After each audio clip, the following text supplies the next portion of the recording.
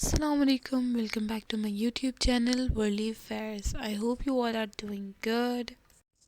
आज हम पढ़ेंगे अपनी क्लास में केमिकल बॉन्डिंग के बारे में। इससे पहले हम एटॉमिक स्ट्रक्चर, उसके कैरेक्टरिस्टिक्स के बारे में पढ़ चुके हैं। अगर आपने वो क्लास मिस कर दी है तो आप पहले वो क्लास देख लीजिए, तो आपको इस क्लास की ज़्यादा अच्छे से समझ आएगी। So let's start the class. जब दो या दो से ज़्यादा एटम्स आपस में मिलते हैं तो वो बनते हैं मॉलिक्यूल्स, या तो वो बन जाते हैं कंपाउंड्स। इनके आपस में मिलने को ही हम कहते हैं केमिकल बॉन्डिंग।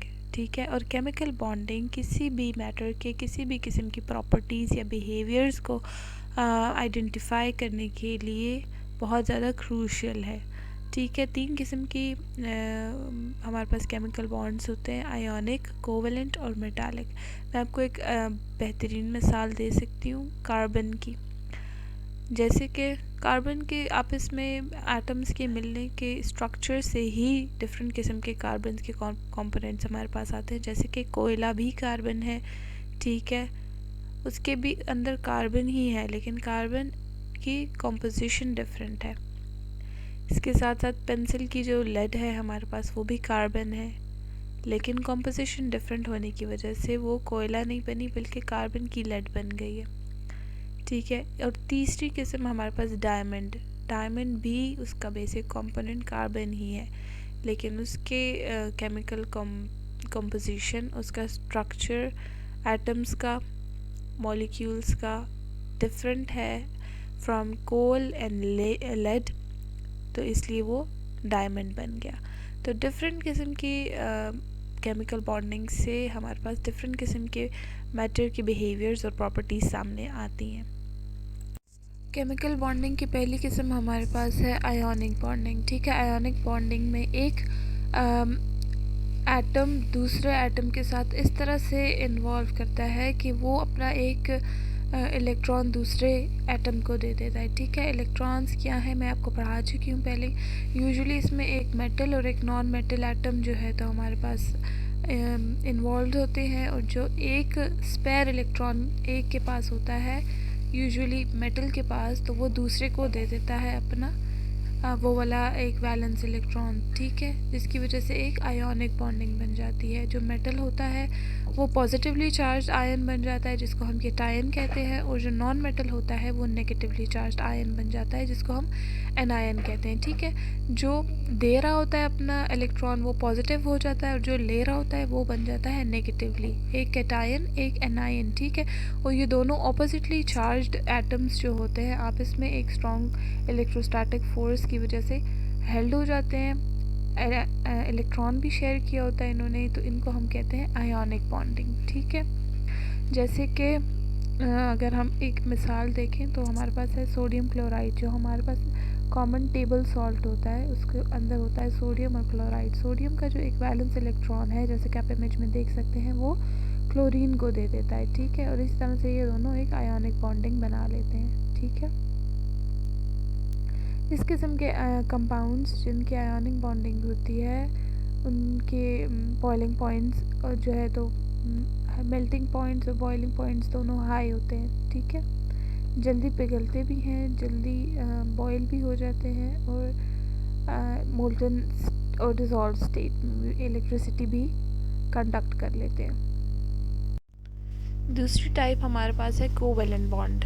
ठीक है, कोवेलेंट बॉन्ड यूजुअली दो नॉन मेटल एटम्स के दरमियान में होता है, जब दोनों ही अपने इलेक्ट्रॉन्स को शेयर करते हैं। आयोनिक में एक अपना इलेक्ट्रॉन दूसरे को दे देता था और दूसरा ले लेता था। ठीक है, लेकिन इसमें दोनों इलेक्ट्रॉन्स शेयर कर रहे हैं। जैसे कि आपको इमेज में भी दिख रहा है, एक एटम ए है और एक एटम बी है।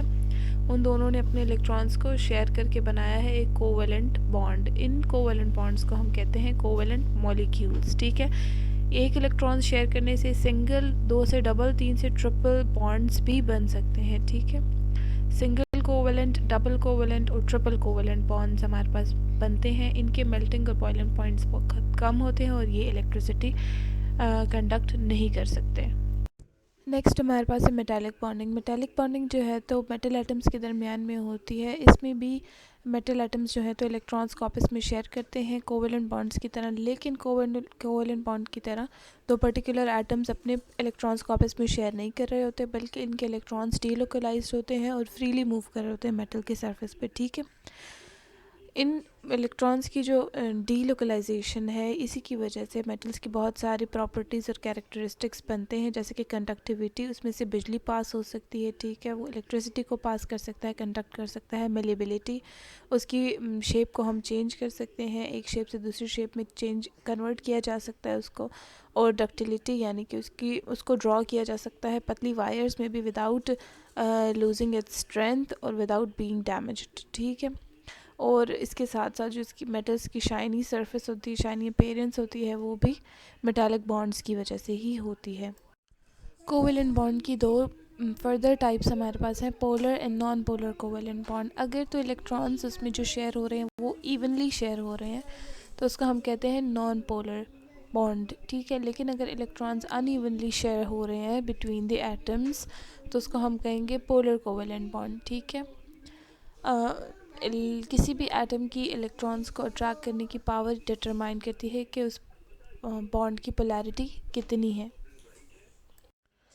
हाइड्रोजन बॉन्डिंग कहते हैं एक स्पेशल टाइप ऑफ बॉन्ड जिसमें हाइड्रोजन इंक्लूडेड है, और हाइड्रोजन जो है तो बॉन्ड बनाता है एक हाईली इलेक्ट्रोनेगेटिव एटम के साथ। ठीक है, इलेक्ट्रोनेगेटिव एटम्स का मतलब है कि वो एटम्स जो अपने इलेक्ट्रॉन्स को शेयर करने की सलाहियत ज़्यादा रखते हैं। ठीक है, जैसे कि ऑक्सीजन, नाइट्रोजन या फ्लोरीन वगैरह। ठीक है, और जैसे कि हम एक एग्ज़ाम्पल हमारे पास हाइड्रोजन बॉन्डिंग की है, वाटर जो H2O है हमारे पास। पानी में भी हमारे पास हाइड्रोजन बॉन्डिंग का डाइपोल डाइपोल इंटरेक्शन देखा जाता है, जिसमें दो हाइड्रोजन के एटम्स और एक ऑक्सीजन का एटम हमें मिलता है। इनके आपस में दरम्यान में कोवेलेंट बॉन्ड होता है, जिसकी वजह से हमें पानी में भी यूनिक प्रॉपर्टीज़ देखने को मिलती हैं इन बॉन्ड्स की वजह से।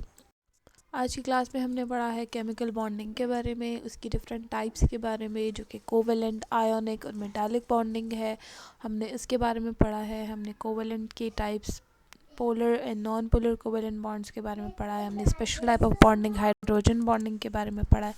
ये सब चीज़ों के बारे में हमने आज पढ़ा है, और ये एक बेसिक फाउंडेशन है केमिकल बॉन्डिंग्स को और प्रॉपर्टीज़ को समझने के लिए।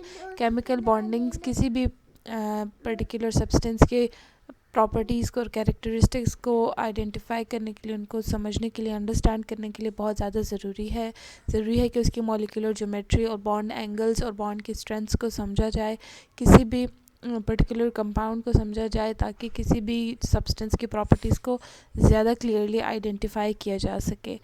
तो ये इंफॉर्मेशन जो है तो ऑर्गेनिक केमिस्ट्री, बायोकेमिस्ट्री और मटेरियल साइंसेस के स्टूडेंट्स के लिए बेसिक फाउंडेशन है, और इसके आगे बहुत फर्दर इंफॉर्मेशन है जिसके अंदर हमें we have to dive deep into understand understand it more clearly. So I hope you understand well for today. Thank you so much for watching the video. Please feel free to ask any questions, and do like, share and subscribe for more educative content. Bye.